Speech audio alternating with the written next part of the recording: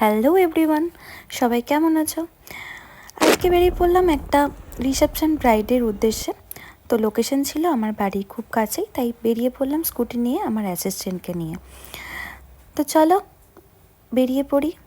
কেমন লাগলো তোমরা অবশ্যই কিন্তু জানিও, তার জন্য দেখতে হবে শেষ পর্যন্ত ভিডিওটি।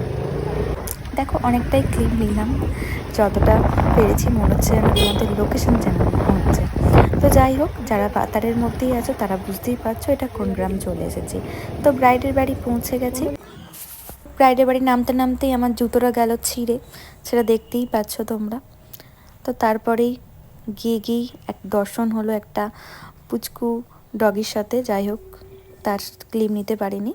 এই হলো আজকের আমার ব্রাইড। তো খুবই মিষ্টি ব্রাইড আর খুবই শান্ত, কোনো কথা নেই, একেবারেই মানে শান্ত যাকে বলা হয়, মানে কথা বলতে জানে না সেরকমই আর কি। যখন কোনো ব্রাইড বক বক বক বক করে তখন আমাদের কাজ করতে অসুবিধা হয়, কিন্তু একেবারেই যদি মুখ বন্ধ করে থাকে তখনও কিন্তু খুব অসুবিধা হয়। কারণ সে কি চায়, তার কি পছন্দ, তার আদৌ কি পছন্দ হচ্ছে কি না সেটা তো বোঝাই যায় না। মনে হচ্ছে যেন মুখে পুরো তালা মেরে রেখে দিয়েছে।